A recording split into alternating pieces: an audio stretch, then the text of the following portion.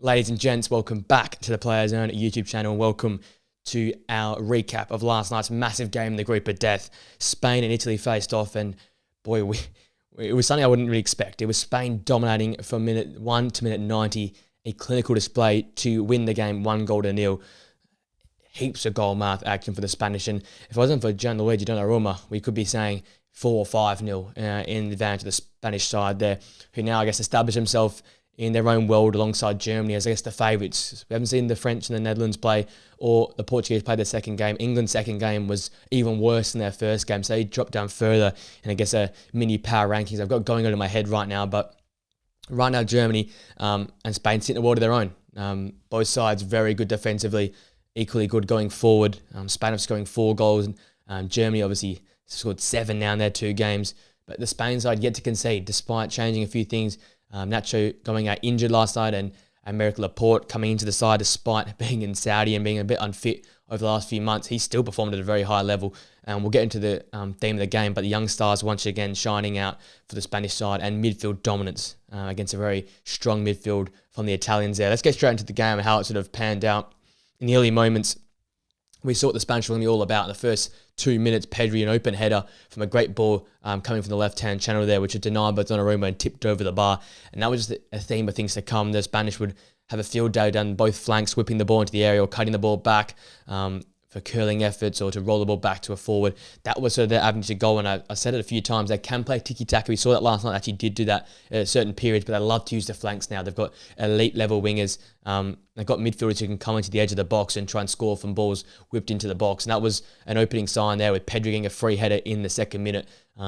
Really should have, I thought, found the back of the net there, but well saved by Gianluigi Donnarumma. And the dominance would continue. Nico Williams this time having a free header in the 10th minute, which came in for Alvaro Morata, drifting out wide. He once again was very, very important to Spain's structure and their build-up, their link-up play, dropping in short, drifting out wide to allow those young wingers to take the central channel there and run in behind. And it was the 10th minute where Alvaro Morata would drift out wide left, pick the ball up, whip in a great ball into the box, and unmarked Nico Williams was unable to find the back of the net. Less expectation of him as a winger, not really known for his heading ability, but you think at least hit the target from that region there, so close on goal. So 2 open headers in the first 10 minutes for the Spanish side, and a theme which would continue, which I'll touch on a little bit, is how Italy struggled to play out from the back. The counter press and the pressing from the Spanish was elite level. It was 1v1 marking basically all over the park, and the Italians who tried to play out from the back didn't quite work, and they were forced to play long, which Scamacca couldn't hold the ball up, and the Spanish as such would keep in possession. It was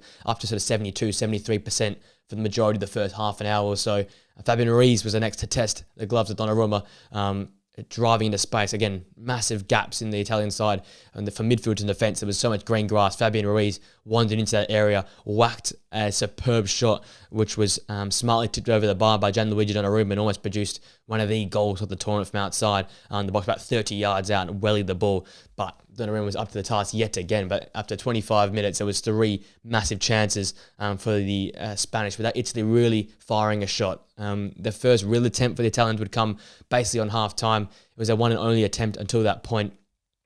Chiesa breaking away for the Italians. He's put his shot high and wide of the goal face, but it was their only real chance to get on the counter and try and expose the Spanish high line. But even then, closed out by Ledom and Rodri pushing back and crowding him out. And as such, the shot was nowhere near to test Unai Simon, who had nothing to do in the first half.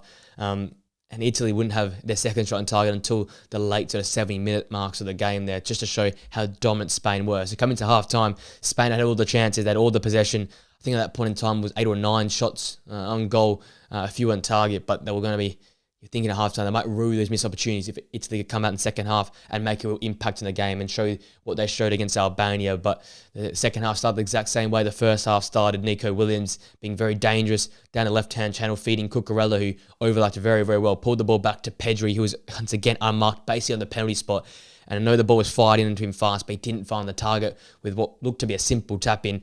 Put the ball wide of the near post, and again, Spain missed their third open opportunity inside the box. And at that point in time, I thought, oh, the pressure's in building here, but it just be such an Italy thing to go and counter-attack and score a goal out of nothing. However, that would not be what would happen. The opener came through minutes later. Nico Williams down the left-hand flank went inside then outside of De Lorenzo, left him sent him shops. Cut the ball back, which Donnarumma palmed away, but palmed into Calafiori's left knee, which ended up finding the back net, the 5th own goal so far in the Euros. And I guess the deserved goal in many regards for the Spanish side, but unlucky for Calafiori, who went from hero to zero basically after one of the great opening performances in the Euros, then having the ball bounce off his knee and find the back net in the 55th minute. Once again, they created down that left-hand flank. Lamine Yamal was fantastic on the right, but Nico Williams alongside Marc Cucurella on the left-hand channel were elite in this game here. I think that's the best way to say it. Marc Cucurella, I'll talk about him a little bit, but someone that's really underperformed for Chelsea, hasn't found that form which he had at Brighton for about a year or so now. But this game looked like the Marc Cucurella of old, up and down that bar line, consistently putting great balls into the area, attacking, being that overlapping option for Nico Williams, linking up with Nico Williams when he would overlap around him. Really solid defensively, not laying an inch on any of the Italian attackers. He was into the tackles early, being very physical, creating a few fouls, I guess, in the early moments, but setting the tone early. And then when you go forward and produce some of the output he can in that attacking sense, if you just be physical defensively, you've got a full package. And it's what he's shown across the first 2 games. He's been very hard to get past and very good going forward. So another vital work down the left-hand channel there to open up the scoring in the 55th minute. Morata nearly made it 2-0 seconds later. Felt like a long shot in the 57th minute where Donnarumma had to palm over the bar. It was a ferocious shot, again, from about 20 to 30 yards out, testing the gloves of Donnarumma once again. Then there was Lamine Yamal and Nico Williams, the 2 young superstars. Firstly, Yamal cutting in on his left foot, producing another curler, and I just thought, I said in the live stream, it just looked like something that would find the back of the net. We've seen that happen so many times at Barcelona this season, where he jinks inside from that right-hand channel, whips that ball with his left foot into the top corner. It was inches away from finding that top left-hand corner. Nico Williams basically the same thing in the 70th minute, chopping inside on his right foot. He had a field against Di Lorenzo. Di Lorenzo could not keep up with him. He'd gone down the bar line about 2 or 3 times prior. This time he jinks inside, takes the inside route, right-footed curler, but just came off the crossbar and had that crossbar reverberating for time. But really, really close, both of them. Nico Williams almost deserving a goal in that game, and Lamine Yamal was consistent running in behind, and composure on the ball was fantastic. He was always, when he was pressed by the Italians, especially in the second half, they really tried to be physical with him. He'd find a pass, either retreating or splitting apart the press on him. I think that was the difference in the 2 teams in this game here. The ability for Spanish side to be cool, calm, and collected and controlled, and the ball continuing on from what we saw in that opening match day versus Croatia, whereas the Italians struggled under the press and weren't able to play out from the back convincingly. And it wasn't until all the substitutions came on where things started to turn around. In the 74th minute, it was their second attempt on goal. It was Pellegrini from a free kick. His free kick was quite poor and was wide of the target. And at the end of the game approaching, Jose Perez had 2 massive chances in the second half stoppage time, both saved by Donnarumma, and both times getting in behind Di Lorenzo, who had a night to forget in many regards. But with all that being said, Italy would push right at the end, but to no avail. And as such, the Spanish side would go win 1-0 and now win the group. They'll finish top of this group, the group of death, with a massive game, I guess, coming up in the final match day. It's Croatia, it's Italy. If Croatia win it, basically knock Italy out. Albania will go up against a Spanish side you'd think would be heavily rotated as well. So maybe Albania can throw a cat amongst some pigeons there and really shake up this group. It'll be very interesting to see how it works out. It's the group of death for a reason in many regards. There's so much quality all over from every single team. I guess an overview of the stats. First half says a lot, 61% possession to 39 for the Spanish. They had the 9 shots, 2 corner kicks, forced 4 saves from Donnarumma, and had over 120 more passes than the Italians. The game sort of evened out as it went deeper, only the 57% possession. They had the 6 big chances, the Spanish 20 shots to the Italy's 4, 8 saves for Donnarumma, 5 corner kicks, had 590 passes versus the 440 of the Italians, and just bossed them all over the park in many regards, and really deserved this win. I guess a standout for Italy was Donnarumma with all the saves he made. Really, really important saves as well, all 8 of them. Those 2 at the end for Jose Perez summed it up. You think Jose at least score one of them, one-on-one with the keeper, but Donnarumma, we just see how good he is one-on-one. He's so big, he covers a goal so well, and denied the Spanish Betis man from scoring. Brings you down to my 3 key players from the game, starting with Fabian Ruiz. Yet again, the 8.3 match rating on SofaScore, 100 touches again, 95% pass accuracy, 3 key passes, a big chance created, 2 out of 2 successful dribbles, winning 5 out of the 8 of the ground duels, 1 interception, 2 tackles. It was a more of a defensive type performance. Saw great work from Pedri in this game. He was further forward. As such, Fabian Ruiz set a little bit deeper, I guess, in that triangle they've got Pedri furthest forward, Fabian Ruiz sort of just off him, and Rodri sitting in front of the two centre halves. But it was more of a defensively orientated performance by Fabian Ruiz, picking the ball up, finding spaces. And I touched on it earlier. The midfield, Rodri, Pedri, and Fabian Ruiz, they did so well against the Italian side. It didn't look like it, but Italy were trying to press the Spanish side, but they found it so easy to either make that retreating pass, a switch pass across the ground, or pass through the press. And it meant that when Italy pressed up, there was a massive gap between the Italian midfield and Italian defence, and that's where we saw Fabian Ruiz wander in and almost smack a long shot into the back net. That's where Alvaro Morata got so many chances to run up the back line. That's how the wingers like Nico Williams and Lamine Yamal had one-on-one opportunities, not having midfielders come and overload those areas and close them down. It's because of the midfield work that Fabian Ruiz, Pedri and Rodri did. It opened up so much space for the attackers to work into, so much space for the midfielders if they worked it through the press to go run into. There was so much green grass. The midfield was based on the halfway line, and the defence looked like they were on the edge of their own box. They were so scared of the pace that Spain had it in the forward areas, and they were so worried about pressing high up the pitch. The Spanish midfielders out, they just left themselves vulnerable, and the Spanish midfielders, including Fabian Ruiz, did a fantastic job at that. Didn't make a mistake last night. Once again, Fabian Ruiz stronger to attack when he needed to be. He dealt with the Italian rubbish and trying to slow the game down, be physical in the start of the second half and late in the first half, and dealt with it well and controlled the game, and could have had a fantastic goal of his own if all things went his way. But another quality performance, another performance which has made me, I guess, eat my own words after I said the first time I prefer Mikel Moreno in midfield over him. Second player who I think won man of the match for some people, Marc Cucurella, got the 8.5 SofaScore match rating, a fantastic score there. 4 clearances, 2 interceptions, 5 tackles, wasn't dribbled past once. 1 out of the 10 the ground duels, won 2 out of 3 aerial duels, 73 touches, 100% pass accuracy, 3 key passes and 2 chances created. He had the lot. A stat pad type of night, was everywhere. And I said it earlier, it was similar to that Brighton Marc Cucurella where it was just up and down that wing there.